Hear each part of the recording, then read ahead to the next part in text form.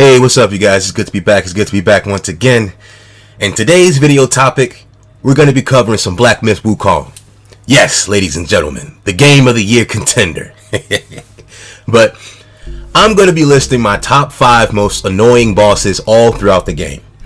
Keep in mind, this is my first and only times working to fight against these bosses. So, no leaving and farming and coming back to fight them.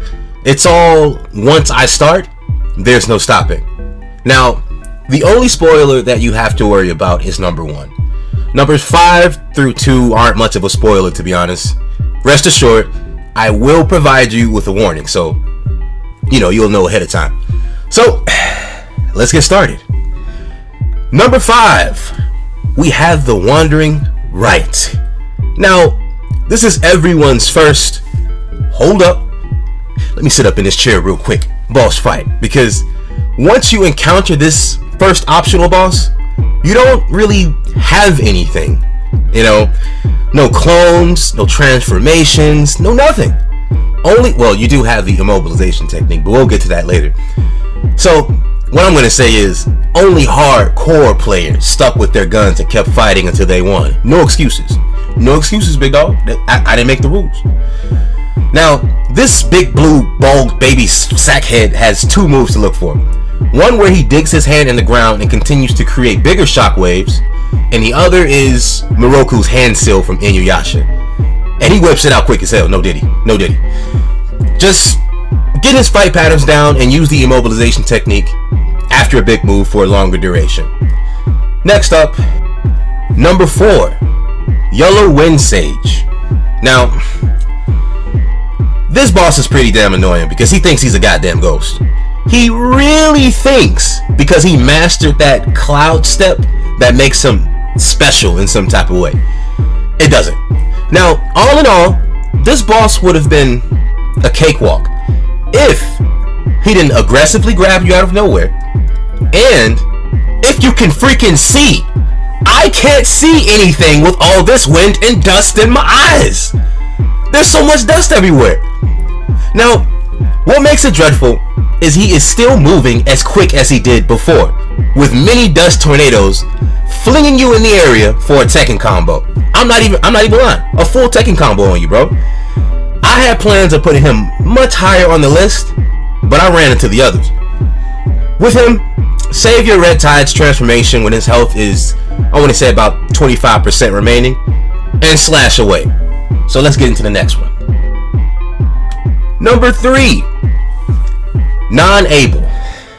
So, this boss actually has 2 phases.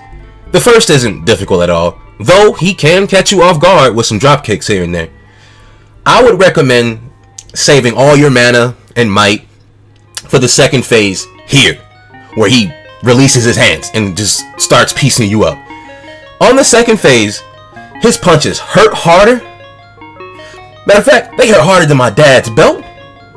Harder than I was hit during Dead Man Pick 'em Up at football practice. Harder than Sharkeisha. Now that's damage. Right off the bat, he grabs you, and there's almost no insured tactic to dodge it at times. I recommend throwing everything at him except your full combo.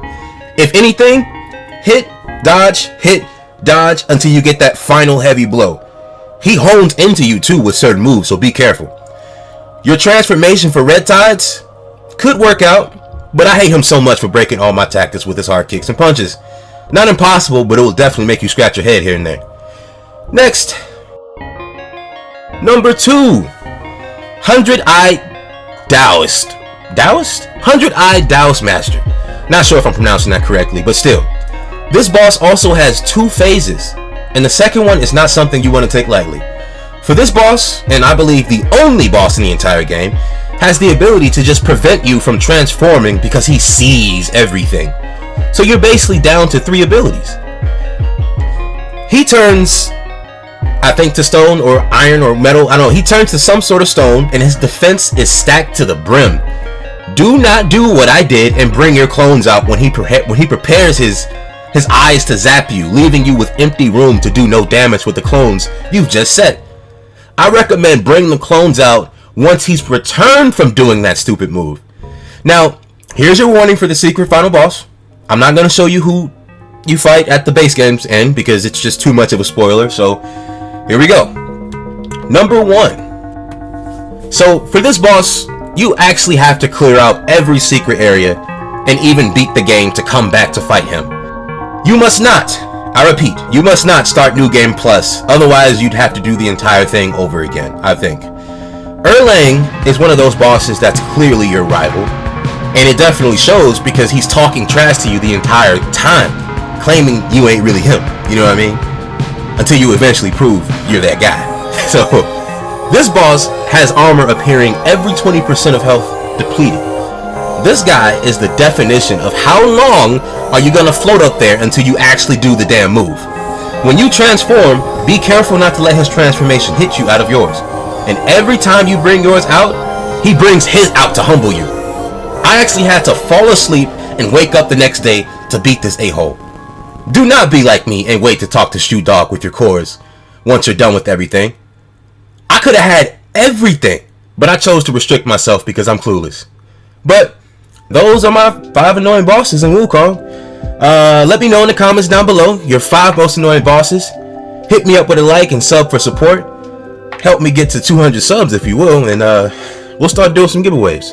So peace out for now.